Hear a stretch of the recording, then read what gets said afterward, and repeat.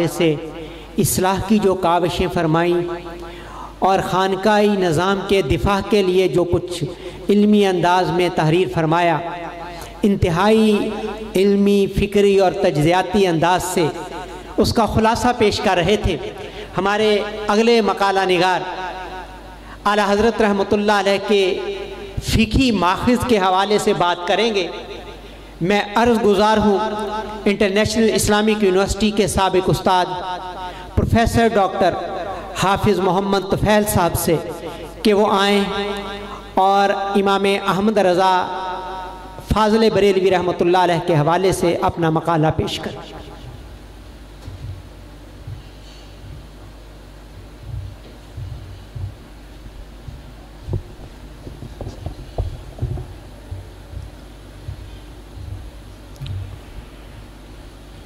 الحمدللہ رب العالمین والصلاة والسلام علی سید الانبیاء وخاتم المرسلین وعلی آلہ واصحابہ اجمعین من یومنا ھذا الی یوم الدین۔ اما بعد فقد قال اللہ تبارک و تعالی فی القرآن المجید والفرقان الحمید۔ اعوذ باللہ من الشیطان الرجیم، بسم اللہ الرحمن الرحیم۔ فاسألوا اہل الذکر ان کنتم لا تعلمون۔ صدق اللہ مولانا العظیم وصدق رسولہ النبی الکریم، ونحن علی ذلک لمن الشاہدین والشاکرین، والحمد للہ رب العالمین۔ مخدوم و محترم جناب پروفیسر ڈاکٹر محمد اسحاق قریشی صاحب مدد اللہ العالی، اسٹیج پر تشریف فرما دیگر بزرگان کرام،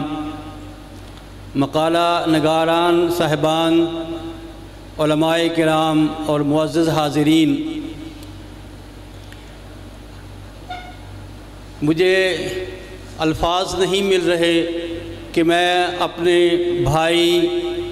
بزرگ، دوست اور مہربان پروفیسر ڈاکٹر محمد اسحاق قریشی مدد اللہ العالی کی خدمت میں اپنا ہدیہ اسپاس اور ہدیہ تشکر کس طرح پیش کروں کہ انہوں نے نہ صرف یہ کہ مرکز تحقیق کی بنیاد رکھی اور خشت اول سے لے کر اب تک وہ اس کے نہ صرف روح رواں ہیں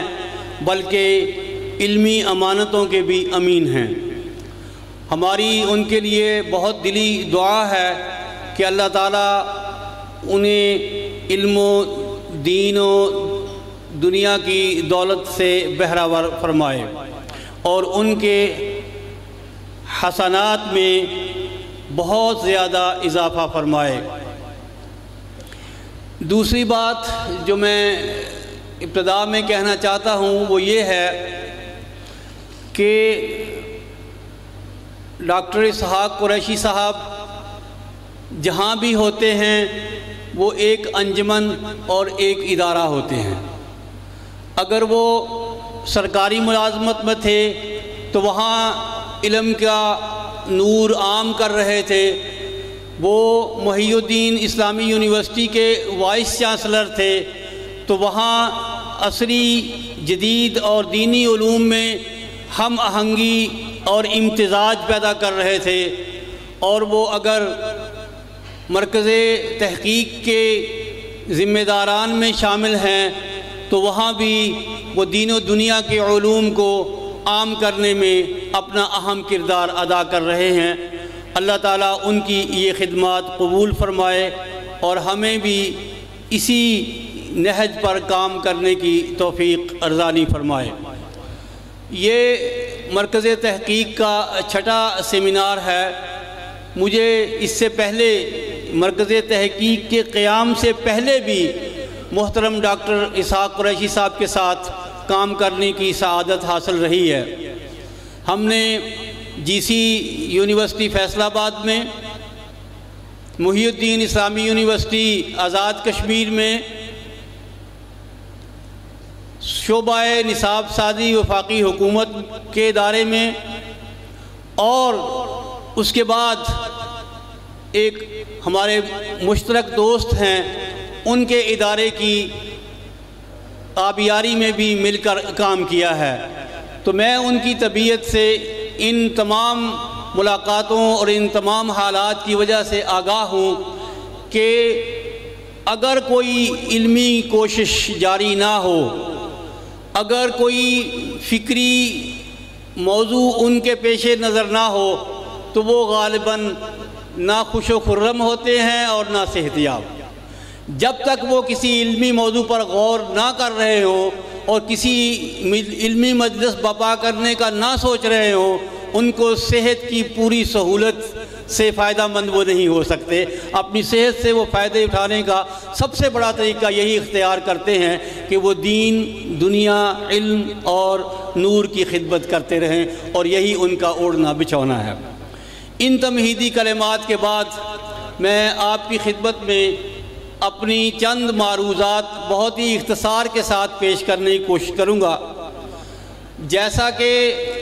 اعلان کیا گیا اور جیسا کہ پروگرام میں شائع ہوا کہ یہ نشست ہماری فتاوی رضویہ یا امام احمد رضا رحمۃ اللہ علیہ کے فقہی کارناموں کو اجاگر کرنے کے لیے مخصوص ہے، لیکن بہرحال انتظامیہ کی اپنی ضرورتیں اور مجبوریاں ہیں۔ یہاں دیگر موضوعات بھی اسی نشست میں بیان ہوئے، بہرحال وہ بھی مفید ہیں اور ان سے بھی استفادہ کیا جانا چاہیے۔ تو میں اپنے آپ کو فتاوی رضویہ اور اس کے بھی ایک خاص پہلو، اور وہ پہلو ہے اس کے مصادر اور مراجع، وہاں تک محدود رکھنے کی پوری کوشش کروں گا۔ جیسا کہ صبح سے اس موضوع پر بار بار بات ہو رہی ہے کہ امام احمد رضا بریلوی رحمۃ اللہ علیہ بے شمار علوم و فنون کے ماہر ہیں۔ وہ نہ صرف شرعی علوم پر ید طولہ رکھتے ہیں، بلکہ وہ علوم اور فنون جنہیں ہم عقلی علوم یا جنہیں ہم سائنسی علوم یا جنہیں ہم جدید علوم یا جنہیں ہم آج کل عصری علوم کہتے ہیں، کنٹمپریری سائنسز کہتے ہیں، ان سے بھی انہیں پوری آگاہی حاصل تھی۔ وہ چٹائی پر بیٹھنے والا انسان جو فتاوی رضویہ جیسی شاہکار انسائکلوپیڈیا اور فقہ ترتیب دیتا ہے، وہی فلک الافلاک کے بارے میں بھی، وہی زمین اور آسمان کی حرکت کے بارے میں بھی، وہی جیومیٹری اور ٹریگنومیٹری کے بارے میں بھی، اور وہی شخص علم میراث کے بارے میں بھی ہمیں وہ مدلل اور مفصل معلومات فراہم کرتا ہے کہ جو آج بھی ہمارے لیے حرز جاں ہیں اور کل بھی ہمارے لیے ہمارے مسائل کے حل کا واحد ذریعہ ہیں۔ تو اس لحاظ سے امام احمد رضا بریلوی کی نہ صرف بہت علوم پر دسترس تھی، جن کی تعداد بعض نے 20 تک، بعض نے 30 تک اور بعض نے اس سے زیادہ تک لکھی ہے، اور ان کی کتابوں کی تعداد بھی سینکڑوں میں ہے۔ جیسا کہ جناب ڈاکٹر اسحاق قریشی صاحب نے اپنے اختتامی خطاب میں صبح فرمایا تھا کہ نکلسن کی یہ رائے ہے کہ جلال الدین سیوطی اگر ایک اکیلے ہی انسان ہوتے تو مسلمانوں کو فخر کرنے کے لیے ان کی شخصیت ہی کافی تھی۔ میں اس کو آگے بڑھاتے ہوئے یہ کہنا چاہ رہا ہوں کہ بر صغیر میں اگر امام احمد رضا بریلوی کی علوم و فنون سے استفادہ کیا جائے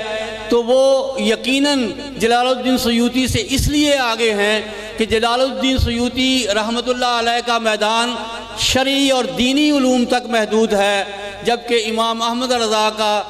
علمی میدان شرعی علوم سے بڑھ کر عصری علوم و فنون تک وسیع ہو چکا ہے۔ تو اس لیے ضرورت اس امر کی ہے کہ ہم سب مل کر، یہ میں کہنے میں باک محسوس نہیں کرتا کہ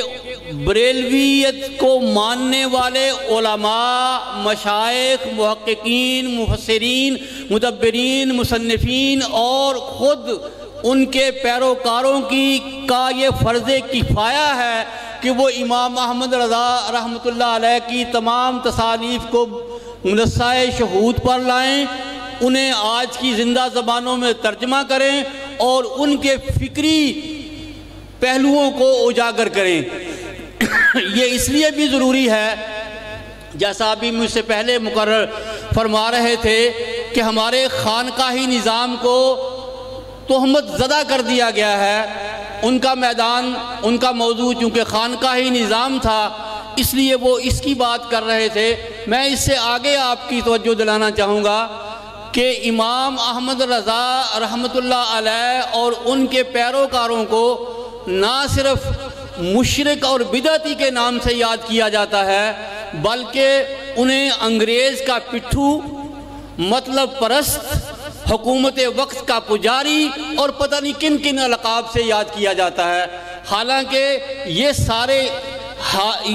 ان ھذا لبہتان عظیم، یہ سب ان پیروکاروں پر ایک بہتان عظیم ہے جس کے ازالے کا واحد ذریعہ یہ ہے کہ امام احمد رضا رحمۃ اللہ علیہ کی تعلیمات کو ہم علمی دنیا میں علمی انداز میں پیش کریں اور یہ بتانے کی کوشش کریں کہ ان کی طرف جو بہتان اور الزام تراشی کی جا رہی ہے وہ اس سے کہیں بالا اور وراء الورا اور بالا تر ہیں. تو یہ میں سمجھتا ہوں کہ مرکز تحقیق نے امام احمد رضا رحمۃ اللہ علیہ کے 100ویں سال وفات کے موقع پر یہ جو سیمینار یا کانفرنس یا مجالس منعقد کی ہیں یہ اس کی طرف ایک اہم قدم ہے. لیکن پھر میں دوبارہ کہنا چاہوں گا کہ امام احمد رضا کی کتابیں جو ابھی چھپی نہیں ہیں یا وہ اگر طبع ہوئی ہیں تو وہ محقق اور ایڈیٹڈ نہیں ہیں، اور اگر وہ عربی یا فارسی یا جیسے صبح کہا گیا انگریزی میں ہیں تو وہ اردو میں نہیں ہے جو یہاں کی کامن لینگویج ہے، لنگوا فرنکا ہے اور جس کے ذریعے سے ان کا پیغام سمجھا جا سکتا ہے. تو اس لیے میں مرکز تحقیق، ادارہ تحقیقات امام احمد رضا فاؤنڈیشن اور دیگر اسی نوعیت کے تمام اداروں سے بہت ہی مؤدبانہ درخواست کرتا ہوں کہ وہ احمد رضا کی تعلیمات کو عام کریں تاکہ ان پر لگنے والے اتہامات اور مسلمانوں پر عائد کیے جانے والے الزامات کا شافی اور وافی جواب دیا جا سکے. اب میں تھوڑی سی توجہ آپ کی فتاوی رضویہ کی طرف مبذول کرانا چاہوں گا اور پھر اس کے مصادر کی آخر میں بات انشاءاللہ کروں گا. فتاوی رضویہ کوئی چھوٹی سی چیز نہیں ہے. آپ نے ممکن ہے فتاوی کی کتابیں دیکھی ہوں، آپ نے فتاوی ثنائیہ دیکھا ہو، فتاوی دارالعلوم دیوبند دیکھا ہو، فتاوی مسعودیہ دیکھا ہو، فتاوی نوریہ دیکھا ہو، فتاوی تاتار خانیہ دیکھا ہو، فتاوی قاضی خان دیکھا ہو. یہ سب فتاوی ادب کا ایک شاہکار کتابیں ہیں. لیکن فتاوی رضویہ جس کا اصلی نام جیسے بتایا تھا العطایا النبویہ فی الفتاوی الرضویہ ہے، یہ کتاب ان سب کتابوں سے نہ صرف حجم میں بڑی ہے بلکہ اپنے دامن میں سموئے ہوئے مسائل میں بھی ان سے کہیں آگے ہے. اس کی کیا وجہ ہے کہ فتاوی رضویہ اتنا ضخیم اور اتنا بھرپور ہے؟ اس کی 3 بڑی وجوہات آپ کے ساتھ شیئر کی جا سکتی ہیں. پہلی وجہ تو یہ ہے کہ امام احمد رضا رحمۃ اللہ علیہ نہ صرف عظیم حنفی فقیہ ہیں بلکہ انہوں نے بر صغیر میں فقہ حنفی کو رواج دینے میں اہم کردار ادا کیا. اور اس اہم کردار ادا کرتے وقت انہوں نے صرف اپنی رائے تک اپنے کو محدود نہیں رکھا بلکہ امام اعظم کی الفقہ الاکبر سے لے کر شرف الدین بخاری کی نام حق تک تمام حنفی فقہ کی کتابوں سے پورا استفادہ کیا. ان کے ایک فتوے میں 20, 30, 40, 50, 100 تک کی کتابوں کے حوالہ جات ملتے ہیں. یہ ایک پہلو ہے کہ انہیں فقہ حنفی پر نہ صرف پورا کمانڈ حاصل تھا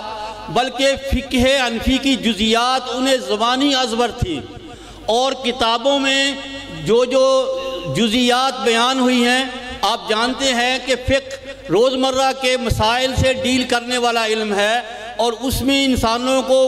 پیش آمدہ مسائل کو جزیات میں بیان کیا جاتا ہے. تو ایک جزی چھوٹی سی بیان کرنے کے بعد 15, 20, 30, 40 کتابوں کا حوالہ دینا امام احمد رضا کے لیے ایک ایسی بات ہے جو ان کے معمولات میں شامل ہے. ایک وجہ تو یہ ہوئی۔ دوسری وجہ یہ ہوئی کہ یہاں بر صغیر میں ایک اور چیز جسے فتاوی عالمگیری یا فتاوی ہندیہ کے نام سے یاد کیا جاتا ہے، وہ کتاب بھی فقہ حنفی سے تعلق رکھتی ہے اور یہاں بہت رواج پذیر ہوئی اور متداول ہوئی اور اس کی بنیاد پر بھی فتویٰ ادب کو ترقی ملی۔ لیکن حقیقت یہ ہے کہ الفتاوی الہندیہ یا فتاوی عالمگیری وہ پرانے مسائل سے بحث کرتا ہے، عربی زبان میں لکھا گیا ہے اور اس کی جزیات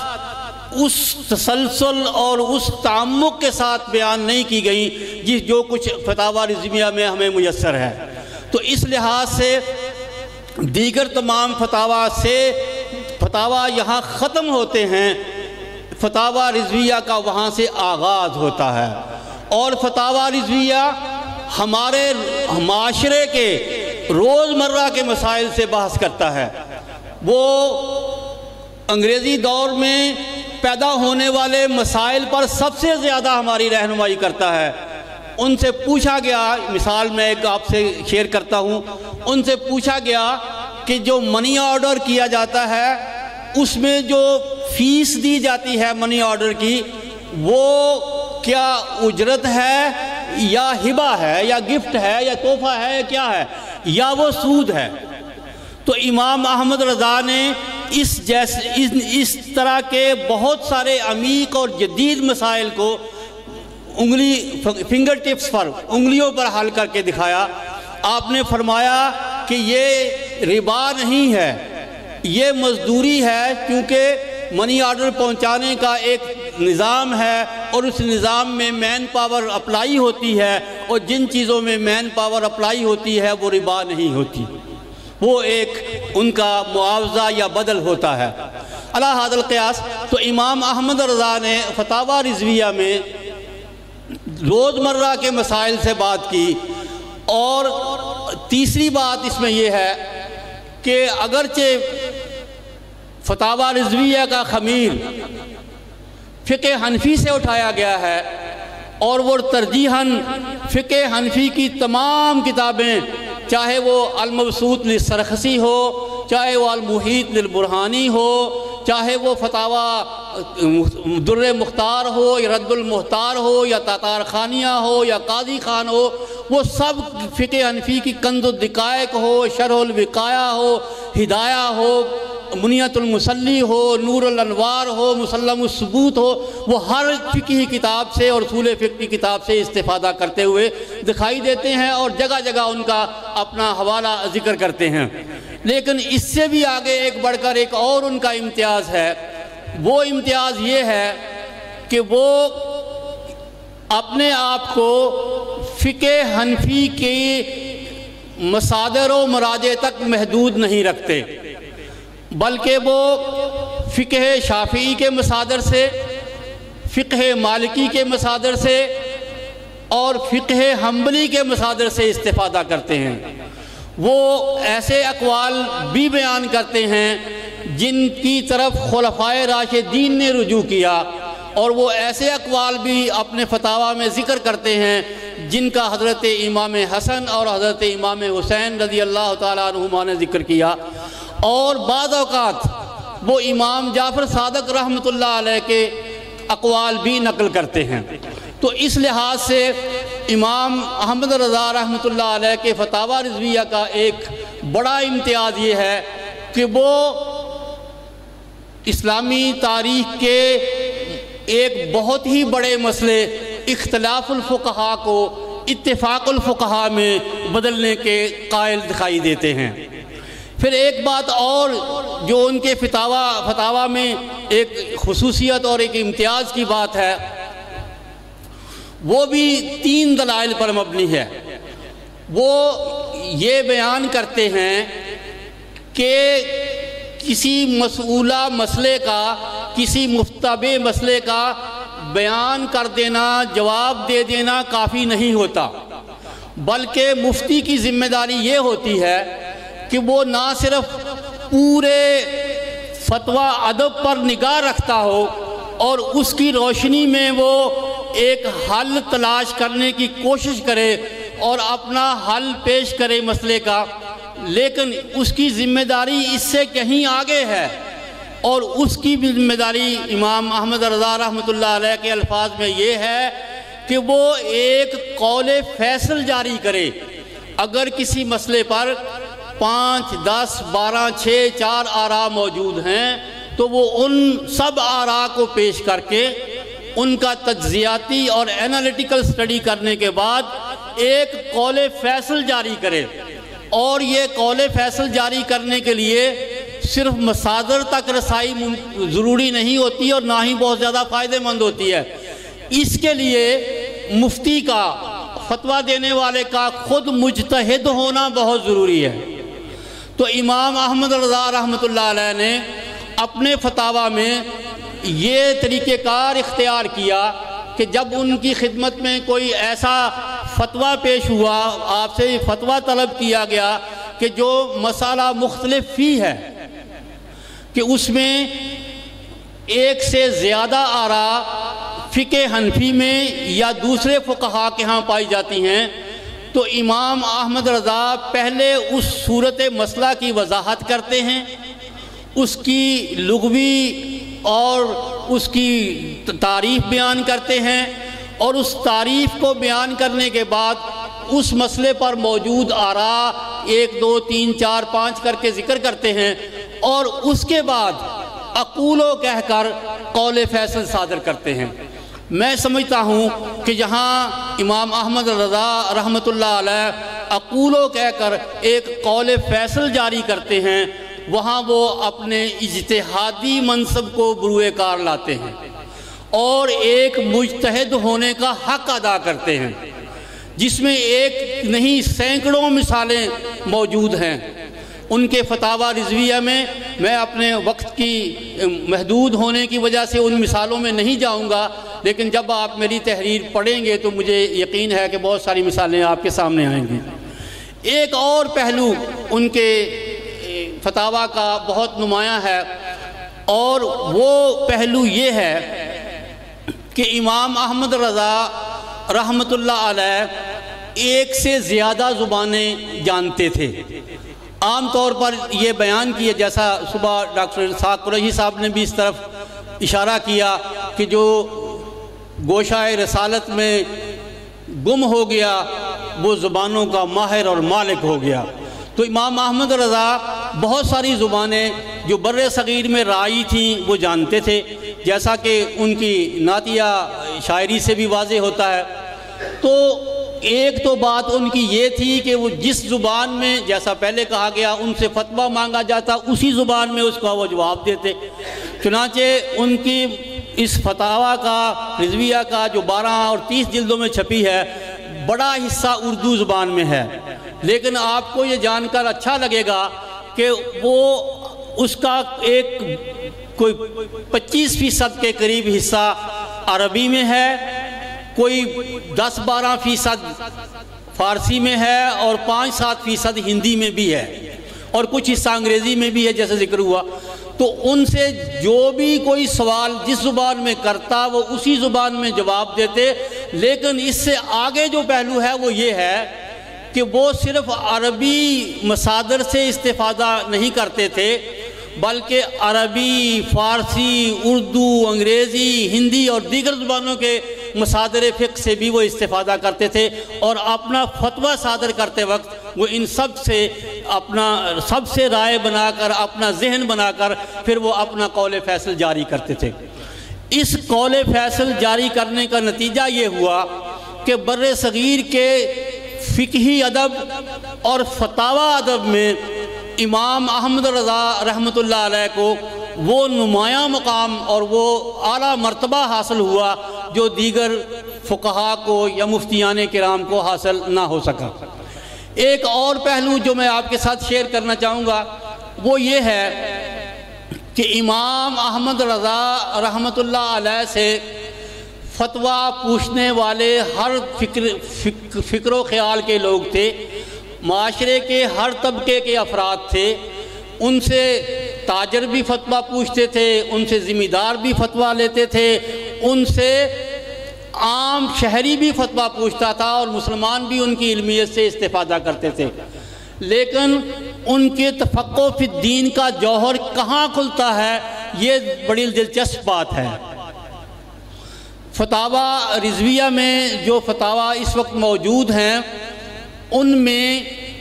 علماء کرام کے پوچھے ہوئے فتاویٰ کی تعداد کوئی 30 سے 35% ہے، باقی عام لوگوں کے اور دوسرے طبقہ ہے معاشرہ کے پوچھے ہوئے مسائل ہیں۔ جن سوالوں کے بارے میں، جن مشکلات کے بارے میں علماء کرام فتویٰ پوچھتے تھے، ان کے بارے میں امام احمد رضا کی علمیت ابھر کر، اجاگر ہو کر، کھل کر ہمارے سامنے آتی ہے۔ چنانچہ ایک محتاط اندازے کے مطابق اس وقت جو فتاویٰ کی 12 جلدیں یا 30 جلدیں چھپی ہوئی ہیں، ان میں 132 رسائل ہیں جو مختلف مسائل پر لکھے گئے ہیں، اور یہ ان سوالوں یا فتاویٰ کے جواب میں ہیں جو علماء کرام نے ان سے پوچھے تھے۔ ان فتاویٰ میں سے ایک کتاب جو کفل الفقیہ الفاہم فی مسئلۃ الدراہیم والدنانیر، یہ ایک کتاب ہے جو اس بات سے بحث کرتی ہے کہ کیا کرنسی ایکسچینج کرتے وقت آپ کمی بیشی کر سکتے ہیں یا نہیں۔ یہ آج کا ماڈرن پرابلم ہے، آج کا ایشو ہے، منی لانڈرنگ آج کی بات ہے کہ آپ کم پیسے دیں اور زیادہ پیسے لے لیں، یا کم پیسے دیں اور زیادہ مال لے لیں۔ تو اس پر امام احمد رضا رحمۃ اللہ علیہ نے اپنے دور میں بحث کی، اور محترم مولانا عبدالحکیم شرف قادری رحمۃ اللہ علیہ نے اس رسالے کو نہ صرف تحقیق کے ساتھ الگ چھاپا بلکہ اس کا اردو ترجمہ بھی ہو گیا، اور مجھے یہ سعادت نصیب ہوئی کہ میں نے اس کو انگریزی میں بھی منتقل کیا۔ تو وہ جو 132 رسائل علماء کے استفتاء کے جواب میں امام احمد رضا رحمۃ اللہ علیہ نے تحریر فرمائے، اور مجھ سے پہلے مقرر بھی جن کی طرف اشارہ کر رہے تھے، وہ آپ کا فتاویٰ نویسی میں کمال ہے، اور وہ ایسے شاہکار ہیں کہ جو ایک ایک آج کے زندہ مسائل کا حل پیش کرتا ہے۔ تو اس لیے میری یہ التجا ہوگی مرکز تحقیق سے، ادارہ تحقیقات امام احمد رضا سے اور رضا فاؤنڈیشن سے، کہ وہ ان 132 رسائل کو فتاویٰ رضویہ سے الگ کر کے تحقیق کے ساتھ چھاپیں، اور ان کا ترجمہ اردو میں یا انگریزی میں یا جس زبان میں بھی ممکن ہو کر کے پیش کریں، تاکہ امام احمد رضا کی نہ صرف فکر کو فروغ ملے بلکہ بر صغیر میں فقہ حنفی کی ترویج و اشاعت میں امام احمد رضا کا جو کردار ہے وہ بھی اجاگر ہو، اور اس بر صغیر میں حنفی فقہ کی روایت کو مزید فروغ ملے اور وہ آگے بڑھے۔ میں اپنی گفتگو ختم کرنے سے پہلے ایک اور درد مندانہ اپیل تمام اہل علم اور بلکہ تمام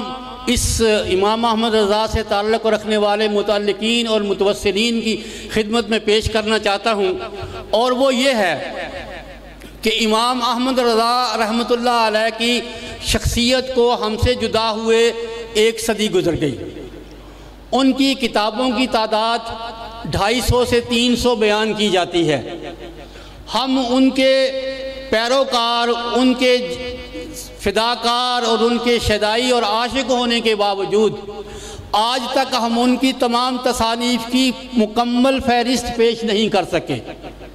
اور ہم یہ بھی نہیں بتا سکے کہ ان کی تصانیف کس کس جگہ کس کس شکل میں محفوظ ہیں،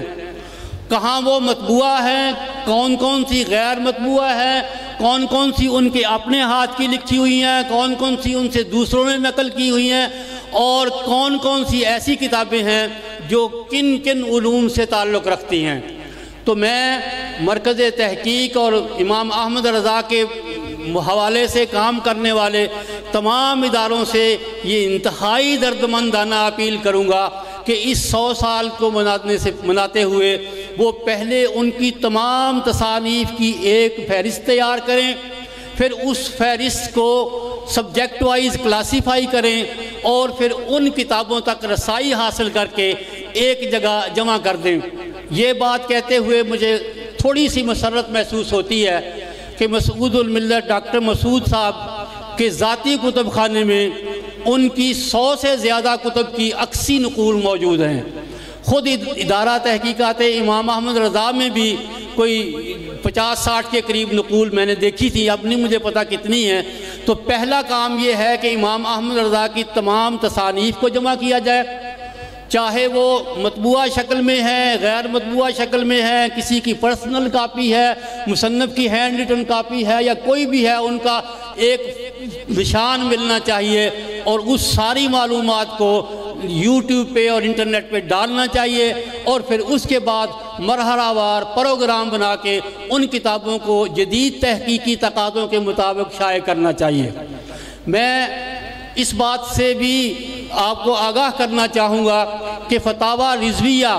اپنی تمام تر خوبیوں اور فقہ حنفی کا انسائکلوپیڈیا اور بر صغیر کی کتابوں کا شاہکار ہونے کے باوجود یہ ابھی بھی بہت ساری ایڈیٹنگ چاہتا ہے، بہت سی تحقیق و تدوین کا متقاضی ہے۔ اس لیے ضرورت اس امر کی ہے کہ ہمارے علمی احباب، ہمارے علمی دوست بشمول میرے، کوئی نہ کوئی کام کریں اور امام احمد کی کم از کم ایک کتاب کو تحقیق و تدقیق اور ایڈیٹنگ کے ساتھ اور جدید تقاضوں کے مطابق حوالوں سے مزین کرنے کے طور پر اپنے ذمے لے اور اپنے اوپر فرض کفایہ تصور کرے، اور جب تک وہ کتاب شائع نہ کر لے وہ آرام سے اور چین سے نہ بیٹھے۔ اور اسی طرح فتاوی رضویہ کے جب میں شروع میں فتاوی رضویہ پڑھتا تھا تو مجھے یہ محسوس ہوتا تھا کہ اس میں بے شمار مقامات ایسے ہیں جس سے عام قاری استفادہ نہیں کر سکتا، بلکہ وہ اس کے سروں پر سے گزر جاتا ہے وہ مواد اور وہ معلومات۔ تو میں نے مولانا مفتی عبدالقیوم ہزاروی رحمۃ اللہ علیہ کی خدمت میں عرض کیا کہ یہ فتاوی رضویہ جو آپ لوگوں کی ایک اساسی اور پرائمری اور بیسک کتاب ہے، جس سے آپ فتویٰ نویسی میں قدم قدم پر مدد لیتے ہیں، اسے آپ عام فہم بنا دیں۔ چنانچہ انہوں نے رضا فاؤنڈیشن قائم کی اور بے سر و سامانی کے عالم میں اس کام کا آغاز کیا، لیکن اللہ انہیں کرور جنت دے کہ وہ اپنی زندگی میں کوشش کر کے اس کتاب کو عام فہم اور عام قاری کے لیے قابل فہم بنانے میں کامیاب ہوئے، اور اس کی 12 جلدوں کو 30 جلدوں میں چھاپ کر آپ لوگوں کے حوالے کر گئے۔ تاہم اس میں بھی ابھی کام کرنے کے بہت سارے مواقع باقی ہیں، کیونکہ کچھ عبارات پوری طرح سے ترجمہ نہیں ہوئی، کچھ حوالہ جات نامکمل ہیں، کہیں پیراگرافنگ کی کمی نظر آتی ہے، کہیں ہیڈنگز اور سب ہیڈنگز کی کمی نظر آتی ہے۔ تو اس لحاظ سے جہاں امام احمد رضا رحمۃ اللہ علیہ کی تمام تصانیف کو ایڈٹ کر کے نئے سرے سے چھاپنے کی ضرورت ہے، وہاں فتاوی رضویہ کے ان دونوں نسخوں کو جو ہمارے ہاتھوں میں ہیں، چاہے وہ جامعہ امجدیہ نے 12 جلدوں میں چھاپا ہو یا رضا فاؤنڈیشن نے 30 جلدوں میں چھاپا ہو، ان پر پھر نظر ثانی کر کے اسے اپ ڈیٹ کرنے کی ضرورت ہے۔ اگر ہم یہ خدمت سر انجام دیں گے تو امام احمد رضا کی روح بھی خوش ہوگی، اور ہم اپنے مسلک کے حوالے سے بھی سرخرو ہوں گے، اور ہم دین کی خدمت بجا لا کر اپنی آخرت بھی سنوار لیں گے۔ بہرحال یہ چند معروضات تھیں جو ٹوٹی پھوٹی میں نے آپ کی خدمت میں پیش کی۔ میں ایک دفعہ پھر مرکز تحقیق فیصل آباد، اس کے تمام کارپردازان جناب ضیاء المصطفیٰ نوری صاحب، جناب ہمایوں عباس شمس صاحب، اور جناب ڈاکٹر عبدالشکور صاحب، اور پروفیسر ڈاکٹر اسحاق قریشی صاحب، اور جن کے نام مجھے نہیں آتے، ان سب کا بھی انتہائی شکر گزار ہوں، اور انہیں دلی مبارکباد پیش کرتا ہوں کہ امام احمد رضا کی 7 سالہ تقریبات کے حوالے سے انہوں نے یہ سیمینار منعقد کیا۔ اللہ تعالیٰ ان سب کو اس کا اجر عظیم عطا فرمائے، اور ہمیں بھی اس میدان میں اپنا حصہ ڈالنے کی توفیق عطا فرمائے۔ وآخر دعوانا ان الحمدللہ رب العالمین۔